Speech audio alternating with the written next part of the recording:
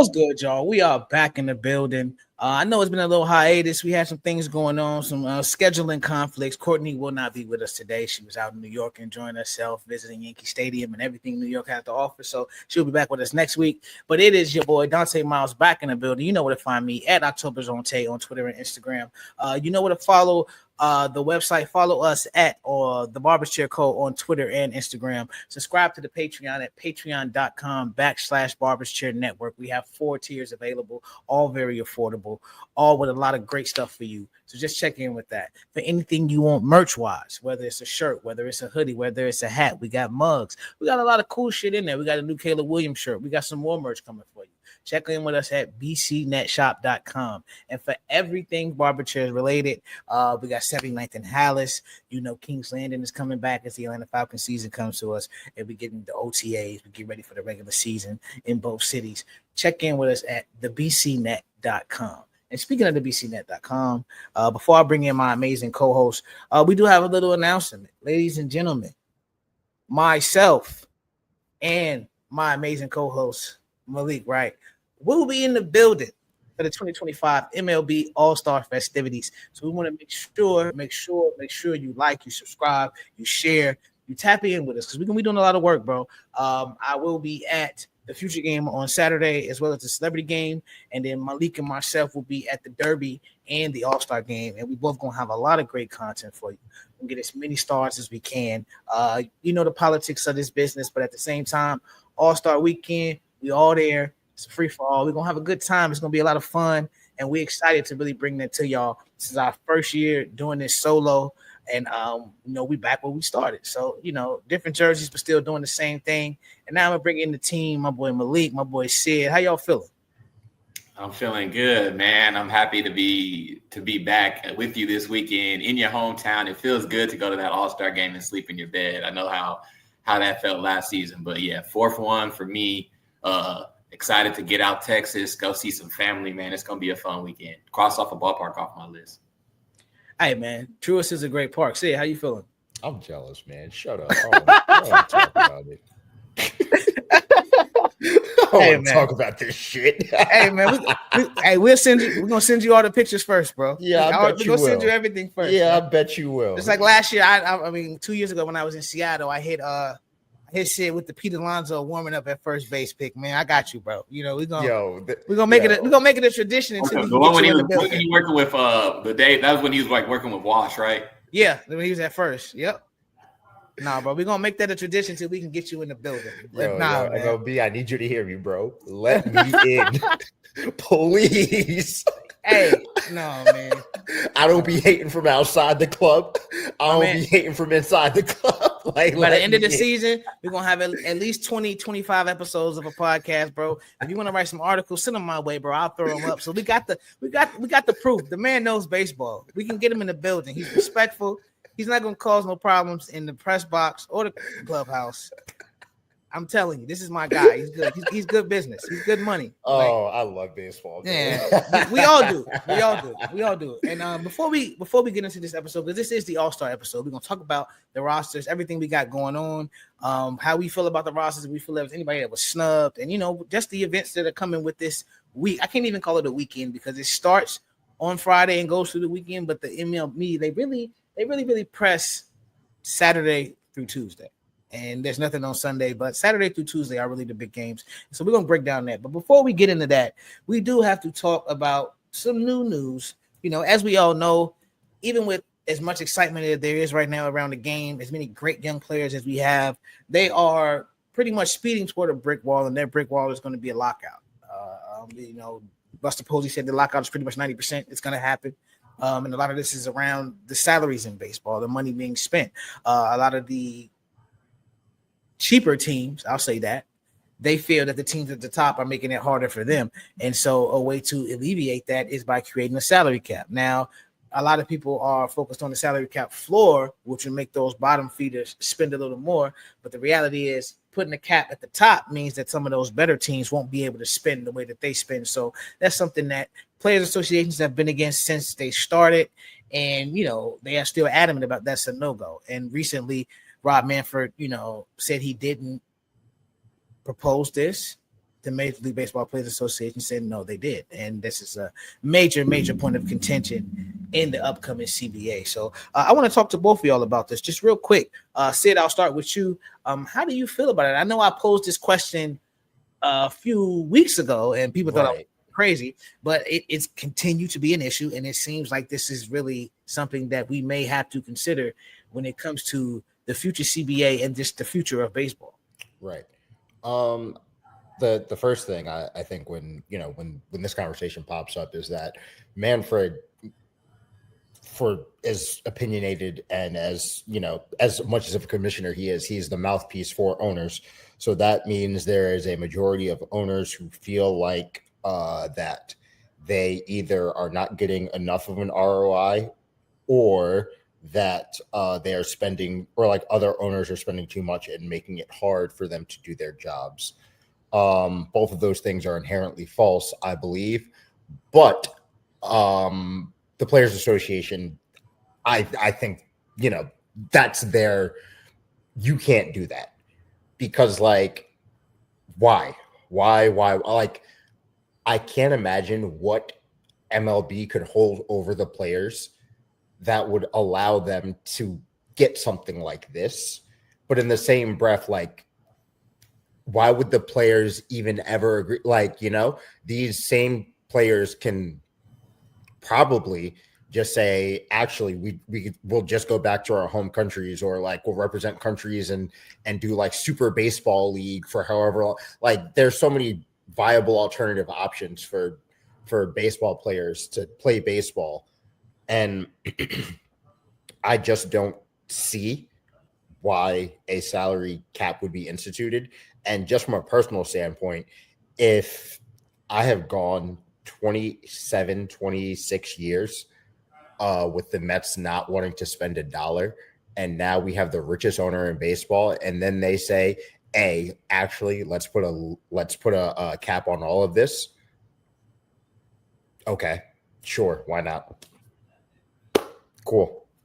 That was right. I as somebody, as the Ishbier brothers positioned about the White Sox, I feel you 1,000%, brother. Oh, like, brother, I would. Yeah. I can't even tell you that. Like, I say very often, like, Francisco Lindor and Jalen Brunson are responsible for me being like an adult who's not in prison. So like a salary cap with the richest owner in American sports that's not like a conglomerate group. Are you kidding me? Yeah. No. 0 out of 10. Malik, how you feel about the salary cap talk? Oh, man, I'm not a fan of the cap. I am a fan of the floor, though, because there are a lot of these teams that will not spend money. I mean, I can just think of some examples. You go from the Clevelands to the Tampa Bay to, Kansas City. They spend, a little bit more. Pittsburgh Pirates. It's just a little it's lazy, and it's sort of an unsatisfied. I do understand, there's some cities that people aren't going to want to go play in. A city like Seattle, you could offer somebody. You've seen them offering dudes $300 million, $200 million, and they're turning it down. I do think that this kind of stems from what the Dodgers did this past offseason, though, with the deferred payments. I think that's something that they're going to have to look into, because there's no other team, to me, that can do that at a consistent basis. The New York teams, they make their money. Los Angeles, San Francisco, they're rich markets, but the amount of money that the Dodgers are generating from Japan is crazy, from Kim to Sasaki to, of course, Shohei Ohtani. And them guys they're huge out there, which makes everybody else on the Dodgers team huge. I remember Brent, whenever he was on the Angels, I got to see the Ohtani pitch. I got to see him play a lot being in Texas. And Brandon Marsh, he told me his following in Japan was fucking huge. Bearded white dude, ran just – they're getting some good bread out there. So I do think that things like that need to, have a little bit of regulation on it. But I don't want to reward teams for not wanting to spend money that I know they have, especially with the new TV deal that'll be here. Next year? Next year, baseball is leaving ESPN, I believe. We don't know that yet. NBC, or we could see Turner put in more to baseball. I think all those factors will play in. But I think we have to get accustomed to these teams spending. These teams need to spend more. You know, they got it. People are at the ballpark more than they've ever been. I remember that was a thing last year, and it's a thing this year too. And then going to the thing, the young talent part, you said, we'll see it, this weekend. But the sport is growing. The sport is getting younger, more talented, more instant impact by these rookies by the day. So I'm not a fan of a salary cap. However, I'm not going to be shocked if they try to, it'll be a crazy cap too. It's not going to be small question. If they do institute a salary cap and we have these high impact players coming in at younger ages, does maybe a new CBA change how the minor league system works? I think the new CBA has to include that. I think that's another major point of contention, because you got to think the treatment of these minor league players, and part of the reason they've asked for not only more money, just better facilities, better places for them to stay, things like that. But back to the money, I think the MLB Players Association has to really learn from the mistake that the NBA Players Association made. And we've seen the issues that NBA free agency is having now with teams that want to get away from that second apron, and they damn near don't want to be in the first apron, because this essentially the first apron has become a hard cap, and there's so much money being spent on the luxury tax, where it's like, if I'm not a championship team or I'm not one of the top 5 brands, there's absolutely no reason for me to even attempt to touch that tax, because you were talking about rosters where you would have a $200 million penalty for your roster. So MLB, if I'm in the MLB Players Association, that's one thing you cannot fold on. You can agree to a floor, and I think we can be creative enough, and this is one of my issues with the American government a lot of times. We just aren't creative enough. We can do whatever the fuck we want to do if we agree to do it. People just don't want to think outside the box. We feel like there has to be a top and a bottom. No, we can say, hey, if you really want to own these teams, you want to continue to be a part of Major League Baseball, hey, the floor is, I haven't even looked and seen what the lowest payroll is lately, but the floor is fucking $160 million, 175. Something. You're much nicer than me. I'm thinking like the floor got to be like 210, 220. I mean, yeah. Well, we can hold on. We got computers in front of us. I'll look it up right now. I got you. I got it for you. The Miami Marlins. What's this? $67 million, and then the Oakland Athletics, $73 million. Tampa Bay Rays, $79. The Chicago White Sox and the Pittsburgh Pirates. I would say 4 of these teams' method of being cheap and not paying has not worked out for them, at least in my time of watching. Exactly. So if the White Sox had to add $100 million to their payroll to hit the floor. That's a better baseball team, and they've been semi-fun. And I think they've been semi-fun bad this year. We got some good pitchers. We got a couple position players with some promise. I think the Pirates can even be fun bad, like with $100 million on the payroll. So like every 2 or every 5 days, Paul Skeens goes, but they have Paul Skeens and Mitch Keller. So like 2 out of 5 goes. Like they're a pretty fun trash team to watch. Like Bryant Hayes is good. O'Neal Cruz can, when he makes contact with a baseball, that baseball flies really, really far. So like, I mean, but even a team like that, I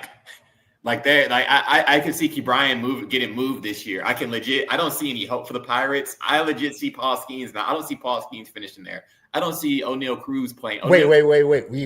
Can we wait for that? Because I have the official list of people we think should be traded, or people I think that are going to be traded who other people don't think are going to be traded. I have a whole list. So could we do that for a different episode? Oh yeah, of course. Like, I'm just my point being with that is like, there's teams like that will never ever spend money. They're just funnel in these guys. Even, I mean, they gave Key Bryant $100 million. That's their biggest one. He'll be funneled out. Tampa Bay, you see what they did with Wander. I don't think Junior has a bag yet, but they're gonna be hesitant to pay him because of what Wander did. So I really hope not. I really hope not. Like, that's not fair.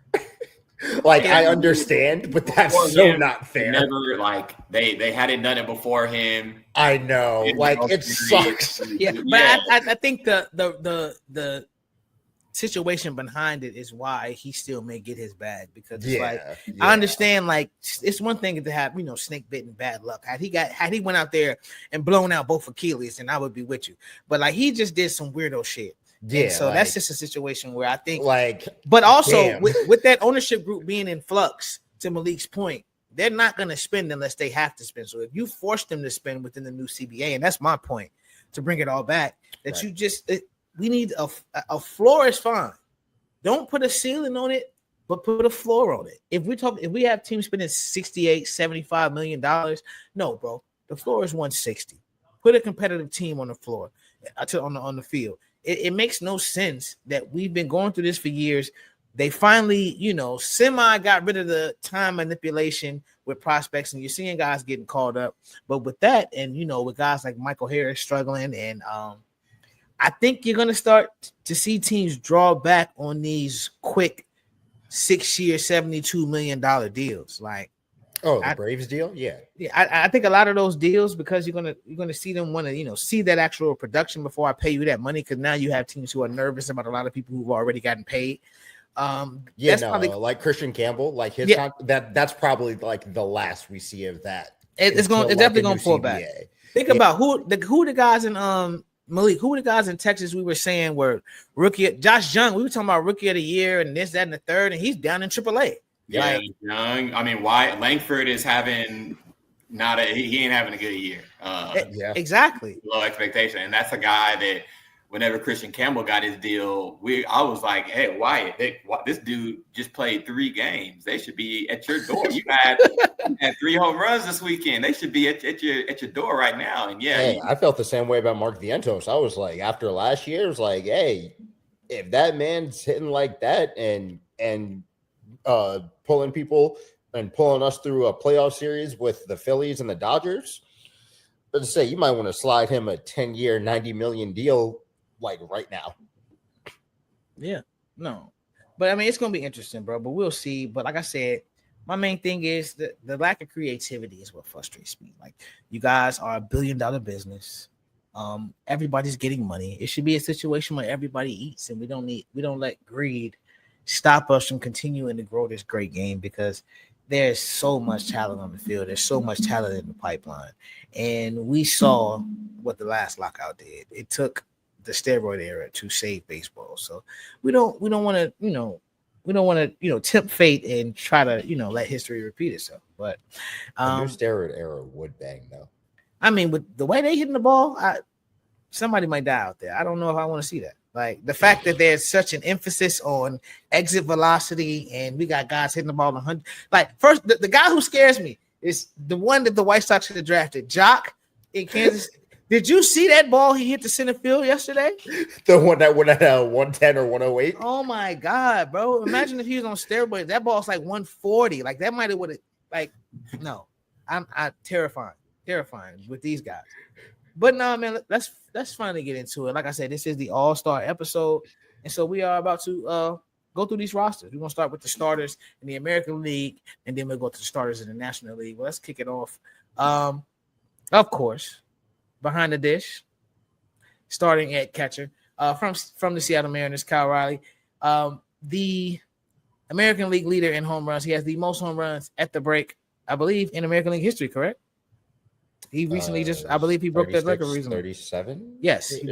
I believe he broke King Griffey Jr.'s record. Switch hitter record, all that. He's on fire. He's that guy right now. He's on a 70 home run pace.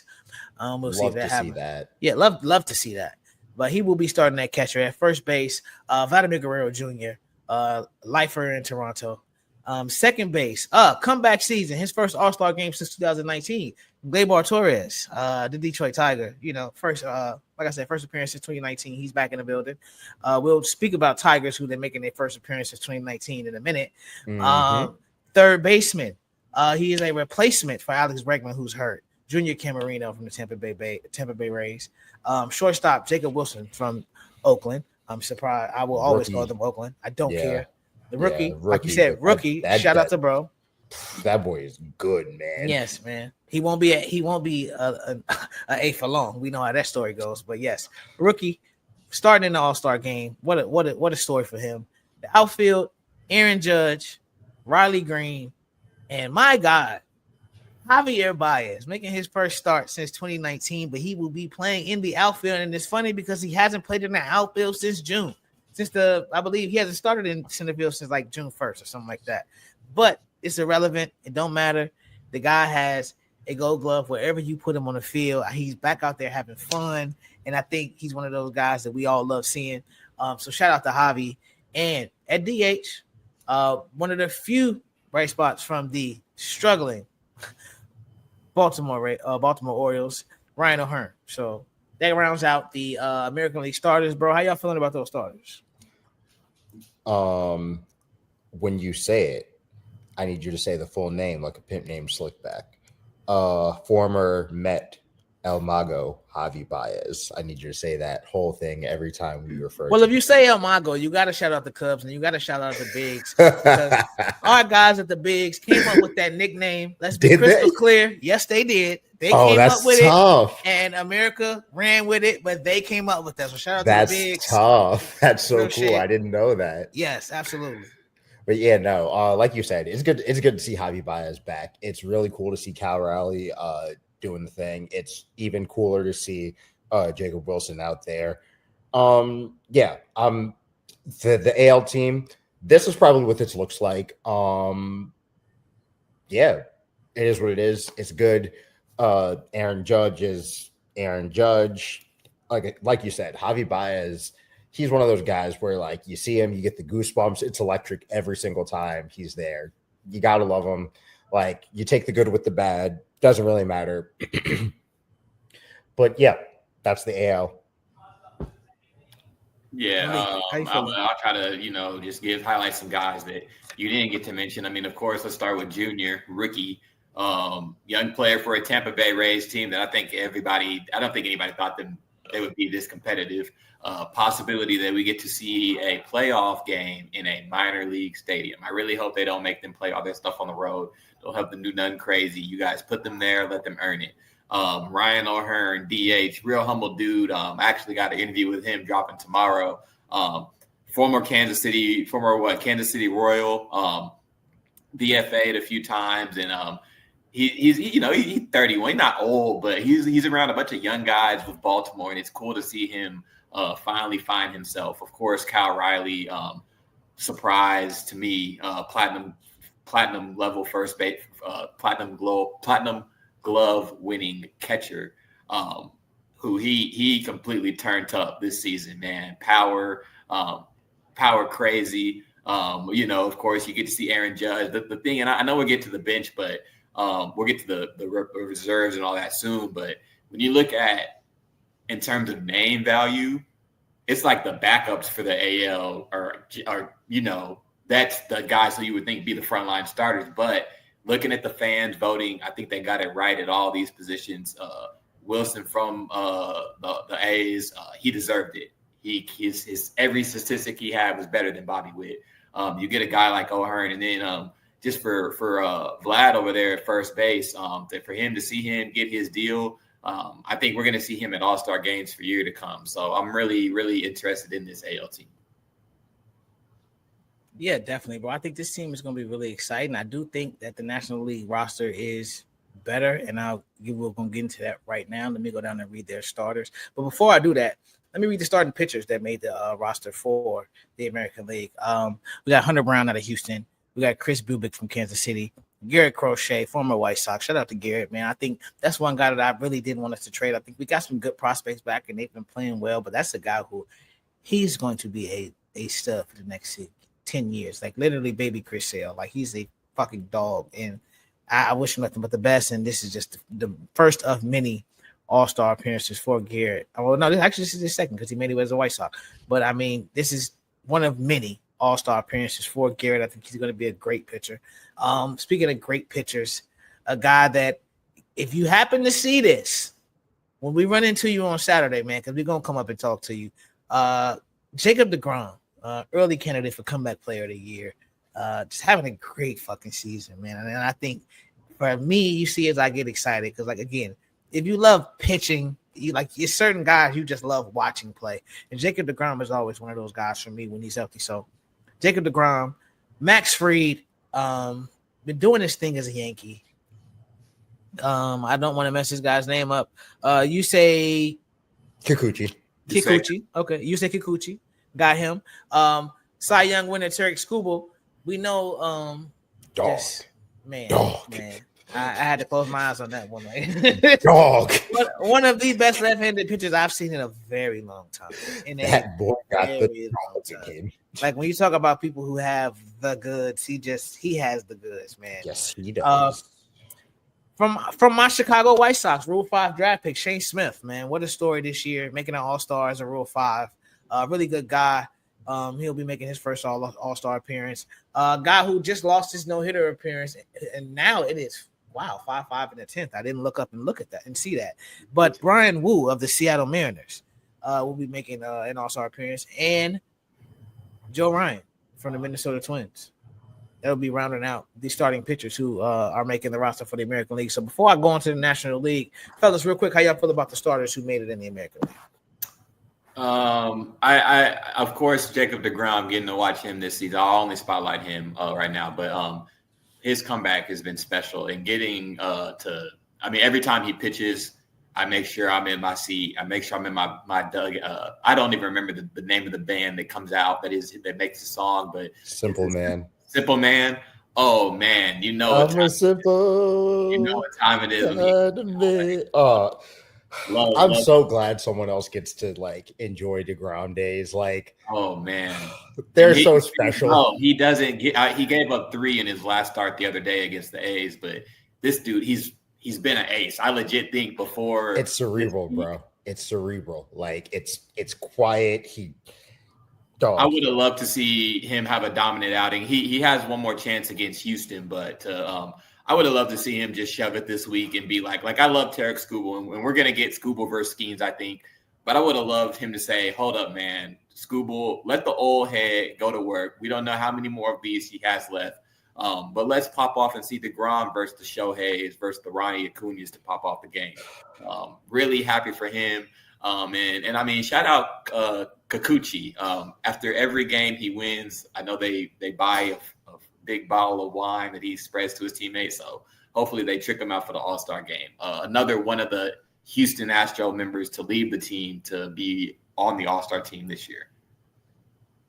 Yeah, he was on the Astros. Yeah, bro. Man, no. So no, it's gonna be a good game. I'm really excited. Not only because Malik, as you said in the intro, it's in my city, so I get to sleep in my bed. You know, I cut a lot of costs this year. I'm enjoying that, but just these rosters are really loading. There's a lot of good talent. So let's go into the National League.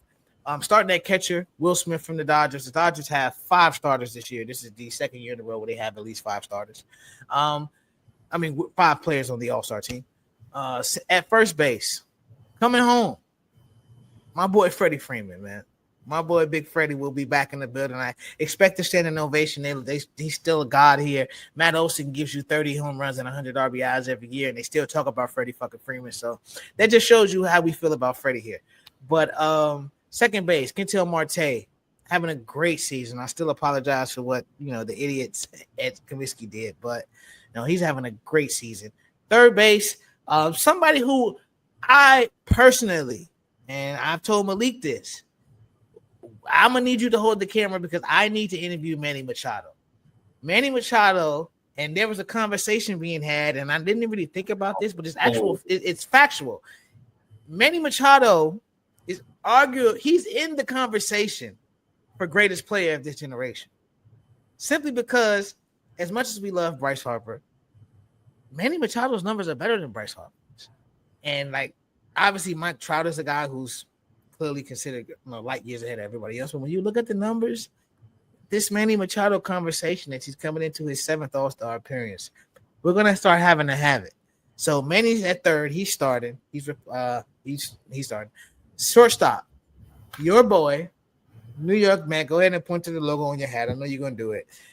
Francisco Lindor starting for the National It's League. about fucking time. Yes, this is a guy who one thing I will say, I know I talk a lot of trash about the Mets, just in obviously fun, but Frankie is a guy. Well, he doesn't like being called Frankie, so I'm not gonna say that. Francisco is a guy who is truly, in my opinion, if not the most underrated, one of the most underrated players in Major League Baseball. Like, So you were saying Machado was the best player of our generation? I say he's one of them. Oh, I think it's Francisco. Like, So, but there's like I said, it's a great it's conversation. worth the conversation. We've seen some great guys play, bro. Like, great. And so shout out to Frankie getting the start. And then the outfield, despite not starting this season, we was recovering from ACL injury. Ronald Acuna Jr. will be making a start at home. Cubs center fielder, MVP candidate. Just a great story. Don't point to your hat on this one. I don't think you get the credit. But PCA will be starting in center field. And another Chicago Cub, Mr. Kyle Tucker, soon to get a bag, is on the way. We just don't know who's going to pay him, but somebody's going to pay him. Kyle Tucker is making another All-Star start. And at DH, the $700 million man, Mr. Shohei Ohtani himself. It will be fun. I don't think it's going to happen, but it would be fun to see him pitch.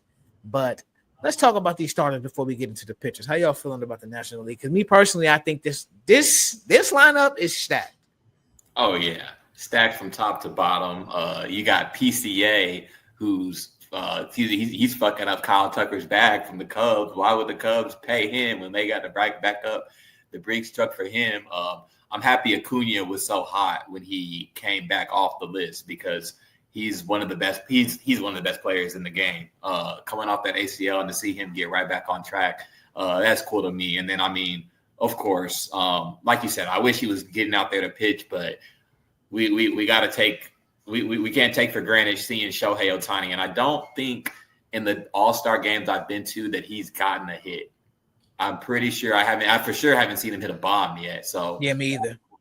Cool to see him versus Google lefty matchup and see if he can get something popped off from the start. But yeah, when you look at the two starting lineups, the American League, they're Hall of Famers, they're MVP candidates. The National League, the American League, not so much. So but yeah, the star power is for sure there for the NL. I hate to be this person, but I'm here to hate. We got it wrong. We did get it wrong. We got it wrong at first base. If we look at the numbers, Freddie Freeman is hitting 299. Pete Alonso is hitting 284. We look on the on-base percentage. Freddie Freeman, 368. Pete Alonso, 376. Slugging, Freddie Freeman, 480. Pete Alonso, 540. OPS, 849. Freddie Freeman, 915. Pete Alonso. WRC plus, Freddie Freeman, 136. Pete Alonso, 157. WOBA, 364 for Freddie Freeman, 391 for Pete Alonso. Guess what? My hating has credence. Yeah. So yeah, that's fine. I'm kind of surprised Juan Soto did not find a way in there. I think because of how hot Ronald Acuna came back was really, really like one of the things that didn't get him there. But Francisco Lindor, like finally, that's like the big story. Like every year we look at Francisco Lindor stats and we say, how is this guy not an all-star? How is this guy not started? What's going on here? They finally got their guy. I'm pretty sure now he will probably be the starting shortstop for the NL for years to come because, again, he's aging like fine wine at this point at shortstop. Defensively, masterclass. His production at leadoff trailed off for a little bit, but that led Carlos Mendoza to put Brandon Nimmo back in the leadoff and put Lindor in the 2 spot. And then now the Mets are looking like a competent baseball team again, despite some losses to the Orioles. So I'm happy with the NL aside from first base. And pitching wise, we even got my boy David Peterson in there, who's having a hell of a year. Yeah. Yeah, and you quickly. I was about to just pivot since you went to straight to snubs, but we're gonna what we're gonna do. I'm gonna just read the pictures real quick, and then we'll go right into that topic because I think that is important, especially because I think in the National League, the same way you feel about that, I have a guy that I feel like we got it 100% wrong on, and I'm gonna get to that in a second. But let me read the starting pitchers. From the Chicago Cubs, we got Matthew Boyd.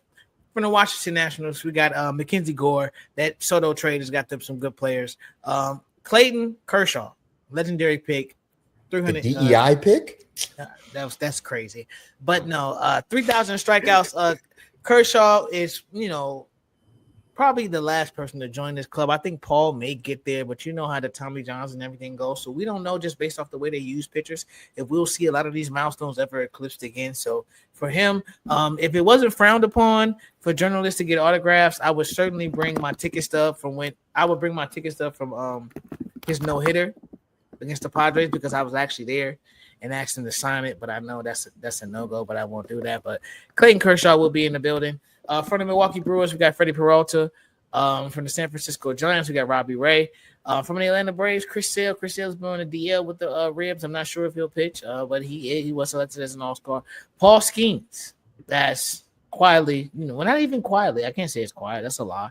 He's been, one of the best pitchers in the National League, and he'll probably be the starter for the National League. Logan Wegg from the San Francisco Giants. Zach Wheeler has been another, amazing pitcher, and I love young pick. Yeah, and I love it that he said, you know what, after this contract, I'm done. I respect it. Like, set your goals, do what you got to do, get in, get out. You've made a lot of money. You've been dominant, and also I'm a big fan of guys leaving at the top of their game as opposed to waiting until they fall off and Father Time tells them it's over. So shout out to Zach making an all-star team. Yoshinobu Yamamoto from the Dodgers. Say that 5 times fast. He is an all-star. Andrew Abbott from the Cincinnati Reds and David Peterson for the New York Mets, like as my boy just said. And that will round it out. But let's get right into it real quick. The snubs. Is there anybody? Well, no, I'll start with my snub, because I'm going to be honest with you, ladies and gentlemen, there's no way in God's green earth that James Woods should not have been a fucking starter in the outfield. If you disagree, you are insane.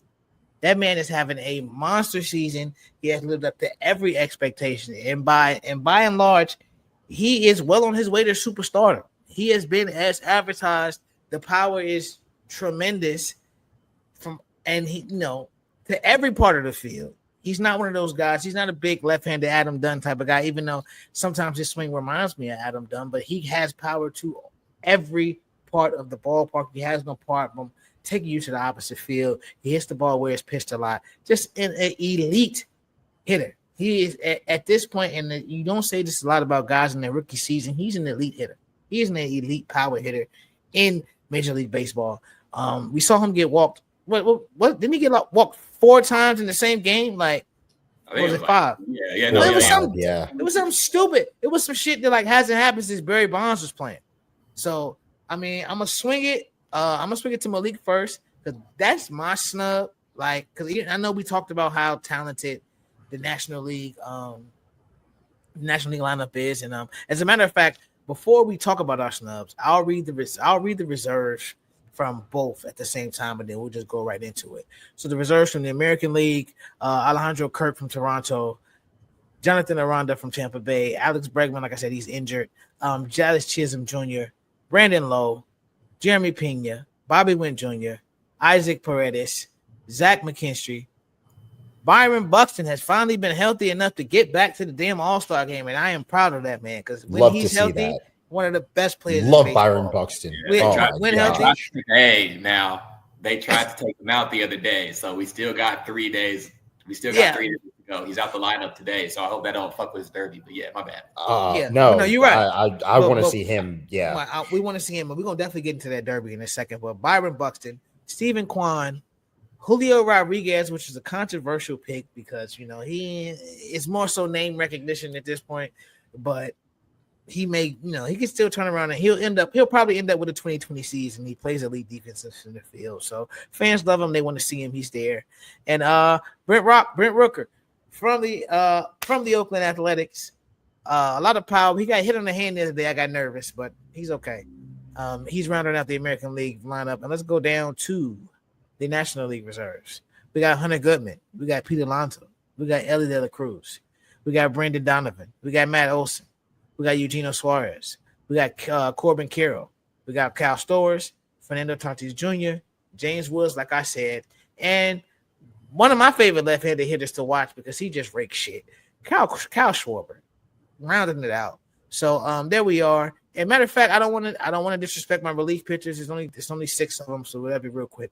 Aroldis Chapman from Boston, Josh Hader from Houston, Andres Munoz from Seattle, and then in the National League we got Jason Adams, Edwin Diaz, Randy Rodriguez, Robert Suarez, and Trevor McGill. So let's get into the rest of this roster, man. Who do y'all feel was snubbed? I know I gave my guy.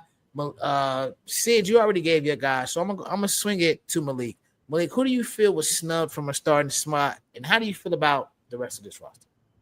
Man, when you were reading off that NL roster, I thought the AL bench was loaded. Sheesh, man. Corbin Carroll, Ellie De La Cruz off your bench, man. That's fire. I got a few snubs that I got to name. I'm not going to say Soto. Of course, you already talked about him. Miguel Garcia from the Kansas City Royals is only there because they don't want him to fight Jazz Chisholm. They had about 3 chances to make him an injury replacement, 305 hitter, 20 steals, 8 bombs. I think Kansas City sort of falling off kind of hurt him. Nathan Eovaldi, he missed probably about 3 starts, but 6-3 record, 1.62 ERA, and a .85 WHIP. I think he's one of the best pitchers on the planet. He should have been there. Seiya Suzuki, RBI leader, didn't make it. Trey Turner, NL hits leader, isn't on the roster. I think CJ Abrams played well, but when your team's not good, you only get 1 rep most of the time. And I believe that the Mackenzie Gore's there as well, so they had 2. And then Framber Valdez, 10-4, 2.9 ERA, 115 Ks. I think those are my most notable snubs. Yeah, I forgot about Seiya. I think it's, to be – I mean, and I think that may be and we talk about this all the time, this may be one of the effects of the advanced stats. And, you have guys who say, well, our RBIs are just a stat of, opportunity. Like, you're just only getting them because you're in that spot of the lineup. It's like, no, you're in that spot of the lineup for a reason. Yeah, and so like to get the RBIs. Get the RBIs. So like a guy like Seiya, for him to be like you said, the NL RBI leader and not make the All-Star team, that's a guy who I think, definitely should have made it. But I think overall, like you said, these lineups are loaded, bro. Yeah, like seriously loaded. And I think for the first time in a while, we are truly. Let me not say that. I won't say it first time in a while because baseball, a lot like boxing, you can't fake baseball. So when it's an all-star game, it's not going to be like the Pro Bowl where guys are not trying to get hit. It's not going to be like the NBA All-Star game where guys are going to sit out there and bullshit for 3.5 quarters, and then in the half of the fourth quarter, we're going to try to play hard. They're going to go out there and play, and you're getting the best against the best. And so for me, I think with these lineups, this is going to be one of the better All-Star games we've seen in a very long time. Like, I truly believe that. I think it's going to be great, and I think it's going to be really, really great for baseball. And so we talked about it. We talked about our snubs. We talked about the riding out the roster, seeing everybody that's going to be there. It's going to be a great event. But as we all know, there's one event. It's not like MLB. It's not like All-Star Weekend where you have all these individual events. You never have a fielding competition and things like that. But what we do have is the Home Run Derby. The Derby has been special for years. I don't like the whole bracketed thing. They've changed some rules. It's changed over the years. But I will say this: 2025. Write it down in pen right now. This will be one of the best home run derbies we've ever seen. I'm saying it right now. I understand what Josh Hamilton did in the Bronx. I understand every other home run derby we've seen. I saw Sammy Sosa in Milwaukee. As somebody who goes to this ballpark a lot, I've been there a lot over the past 4 years. I know how the ball flies when it's hot. I'm telling you right now, with the amount of left-handed hitters in this one, with the amount of power in this one, there's going to be a lot of hits to the chop house. There's going to be a lot of bombs. It's going to be very fun, very entertaining. And with this field we got, which I was surprised, and I'll ask you guys, after I name off the field, how you all felt about it. But I was semi-surprised we were able to actually get this type of star power in 2025 home run derby. So let me go through the roster real quick. Of course, hometown kid. We got a little nervous yesterday. He had a little back tweak when he was working out. Set out, came back, hit 2 home runs. Like, yeah, guys, I'm smooth. Ronald Acuna Jr. Will be holding it down for the home team. He will be participating in the home run derby.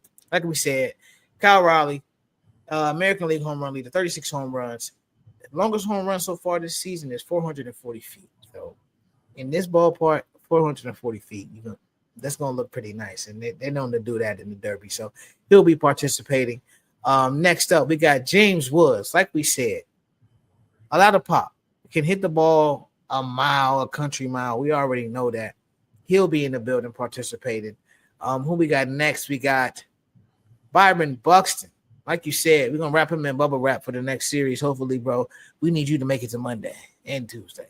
So he's going to be there holding it down. Another guy who really hits bombs. His longest home run in 2025 is 479 feet.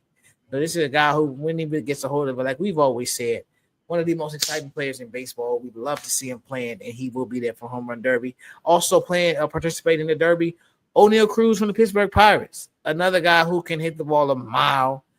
This is going to be fun, and I'm really glad that he's excited to participate.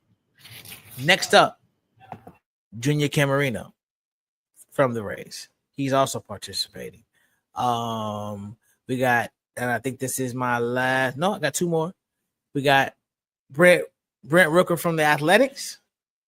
And last but certainly not least, he announced that he was joining, I believe, today, Mr. Jazz Chisholm.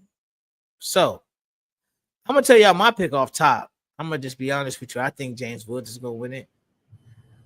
I think he's going to put on a show. I think he's going to show people why he is one of the next superstars in this game. And I think the LA Dodger ownership is going to be licking their chops saying, okay, we're going to sign this guy when the time is right. But no, I think James Woods is going to really put on a show and show people that he is a superstar. Now, I've seen Ronald Acuna take BP in the stadium for years, and he's going to hit some bombs. But Ronnie in home run derbies has just not been that good. Now, we hoping the home field advantage would, give him a little bit more juice. But right now, when I look at this field, I think it's going to be a very exciting field. And I'm going to swing it to you, see it first, because I want to get your opinion about Pete Alonso not participating. But I think James Woods is my winner. So tell me about Pete not participating, and then tell me your winner of the Derby. Oh, sorry. Pete not participating. Good for baseball, I think. I think a lot of people thought it became gimmicky, but I don't know when it became like lame to care about things. Like Pete Alonso is like truly a baseball head. Like just from the stuff that you hear about him, the things that you see, like there's a really funny meme going around on Twitter. It's like Pete Alonso during like the all hands Mets meeting. It's like they're all speaking Spanish. Like Pete Alonso speaks Spanish like fluently, and like he learned from Francisco Alvarez because he was like, yeah, I want to be able to like talk to everyone, like do everything. Like Pete Alonso's awesome. But yeah, like him not competing is good just because I think he's super locked in this year. Like he's kind of in a contract year, kind of not. Like I mean, obviously he's going to go to free agency because Scott Boras. I think he walks away with the Freddie Freeman deal from the Mets because obviously he wants to be here. He's going to end up being the Mets all-time leader in home runs within the next 2.5 weeks. He's at 247. He needs 253 or 254 to break Darryl Strawberry's record. But yeah, it's cool. Like, some of my coolest home run derby memories were of like Pete Alonso bopping around with the chain and everything to like 10 crack commandments while he's hitting home runs and everything. So like it's cool that he's given other people the chance to shine. I think one thing in other sports that we talk about a lot is when players do not know when it's time to stop participating in certain things just because like, you have to give the other generations, the other kids a chance to shine. Pete Alonso is now, I want to say 6 or 7 years into the league. So yeah, like he can go back and do it whenever. Like they'll always accept Pete Alonso as a home run derby guy. And then my pick, I'm gonna regret it, but I think it's Brent Rooker. I don't know why. I don't know how. I think he's just cool. I think he can hit dingers. I think it's about consistency, not distance. But yeah, I think it'll either be him or James Wood. Like, yeah, kid's a monster. Yeah, he really is. Malik, how you feeling about the Derby, bro? I remember, and let me know real quick. I got a funny story. So me and Malik, we got the home run derby in Seattle, and I switched spots with somebody because I for whatever reason I just wanted to switch spots. But this is when Adley Rushman was up, and Adley Rushman did one of the coolest things I've ever seen in a home run derby, where he hit from both sides of the plate. And so when he was hitting left-handed, I swear to God, the man hit the ball right to where I was standing, but I switched spots with the person, so I couldn't catch the ball, G.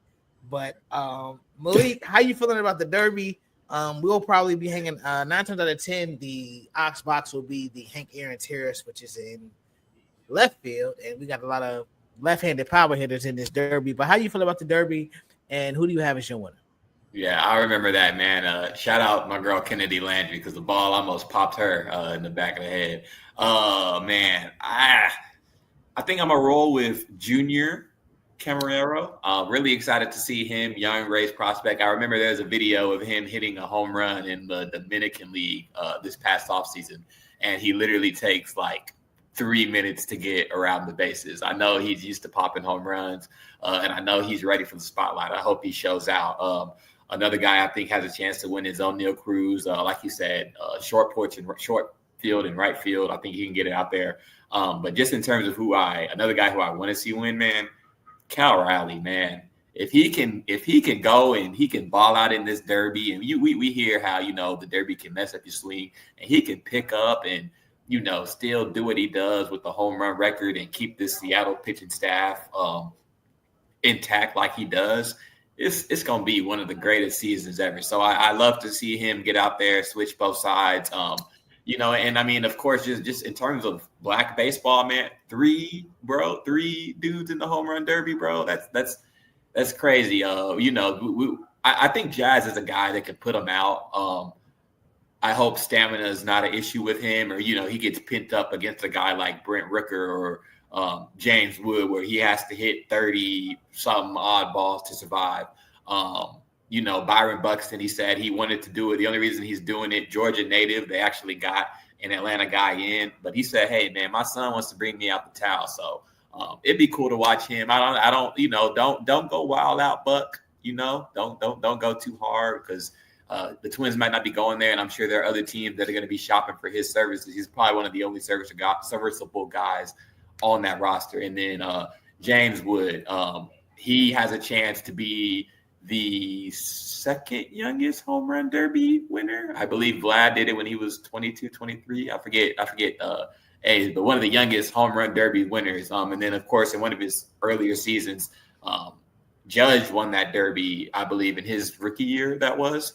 So it'd be cool to see, those guys there comparing, stature and all, but to see Wood get the win as Judge did early on in his career. But yeah, man, it's going to be a fantastic event. It is it's different with the way that they do that bracket style challenge, but it can be fun. It got fun last year. Who was it? Was it Bobby Witt versus Teoscar, where Witt is literally he lost the Derby by 2 feet, man. So I hope we get an ending like that. Yeah, man, I think this ballpark is fit for a great home run derby, man. I think we're definitely in for a show.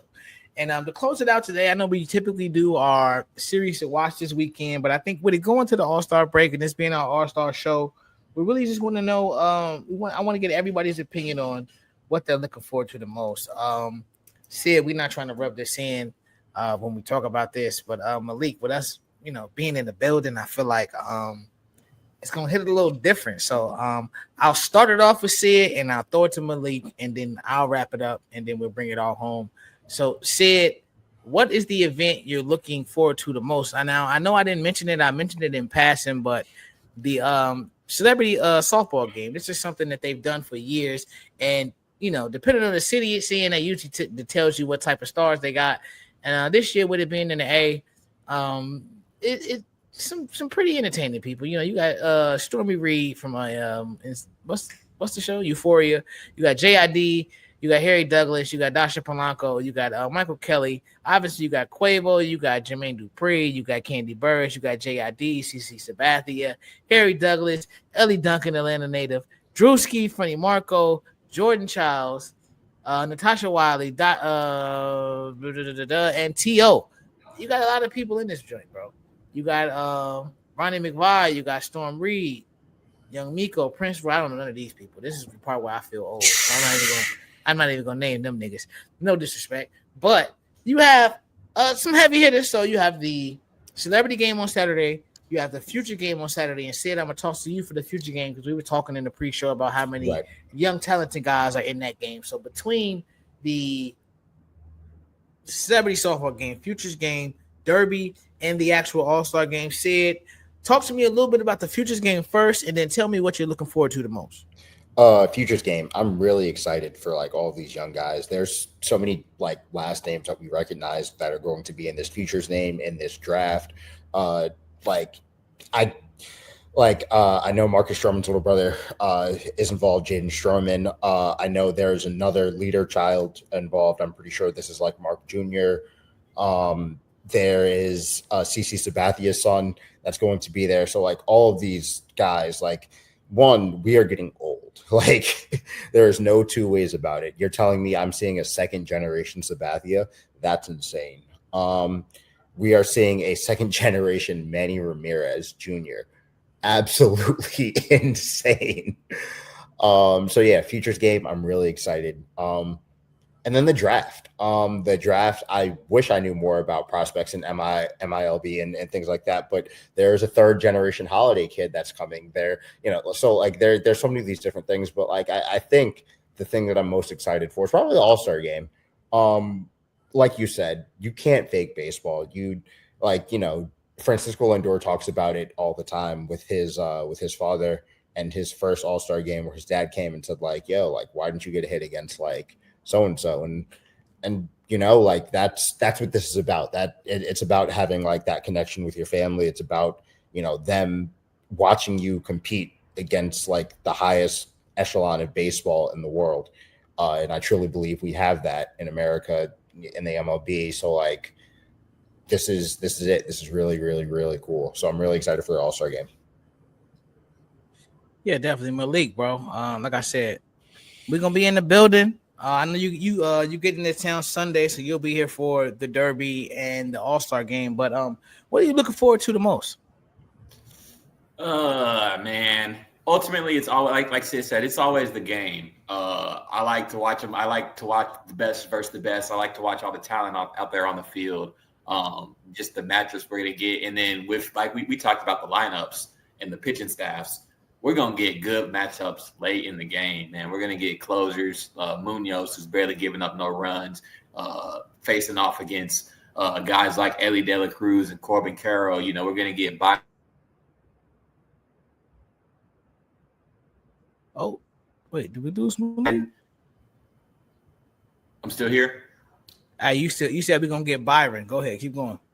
Yeah. I was just the late game matchups that we're gonna get. We're gonna see Bobby Witt facing off against some of the the Logan Webbs of the world late in the game. The Wandy Rodriguez has been one of the best relievers in baseball, and just looking for the one guy that you don't expect to win MVP that wins it. Gosh, if I go back to Seattle, I believe it was Diaz from the Rockies who won it. With the game-winning home run, and then I want to say last season, Jarren Duran, he hit a 2-run homer off Hunter Green to win the award. So it's never the guys you expect. And the few years before that, it was Giancarlo Stanton who get a bomb. So just who's going to make that play? Who's going to stand out? It's not going to be anybody we expect, but they're going to go home with a nice truck and a couple more thousand in the bank. Yeah, definitely, bro. And like I said, I'll wrap this up, bring it home real quick. For me, I'm not gonna lie. I understand the game is gonna be great, and I truly believe this is gonna be an amazing All-Star game.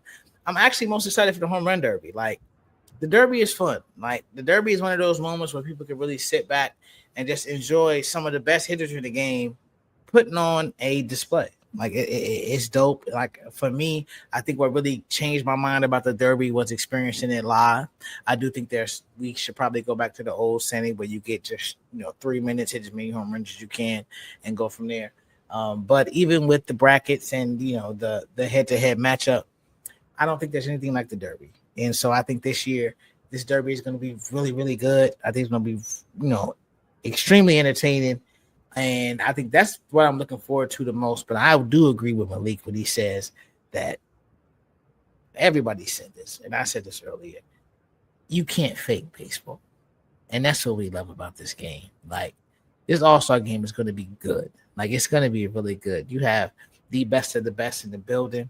And this is what we look forward to every year. People talk about the dog days of summer, but if you ever notice, baseball fans, we never say that. Because, I mean, there's always something for me to do. There are 8 to 12 games on a day.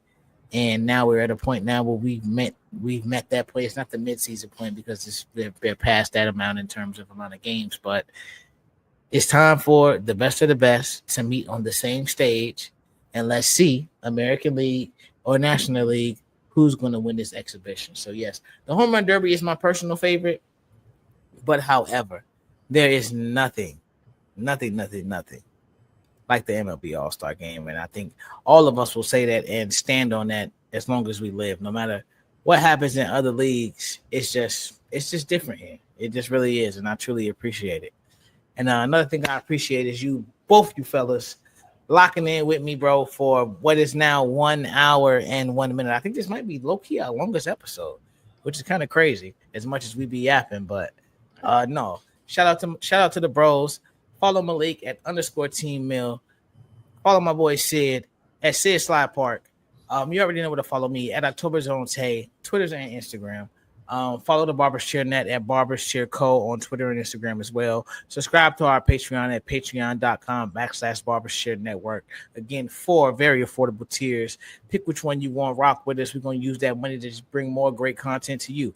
If you need any of your merch, you can check us out at bcnetshop.com. And for all things Barber's Chair Network, make sure you check in with us at the bcnet.com. I'm Dante Miles from my boy Malik, my boy Sid, and our girl Courtney, who is not here right now. We appreciate you. We love you. Continue to tap in. And like I said, me and Malik will be at MLB All-Star all week 2025. Tap in with us. Anything you want to see, anybody you want us to run down on, let us know, bro. We are in the building. We are active, and we will be there. Y'all have a great week.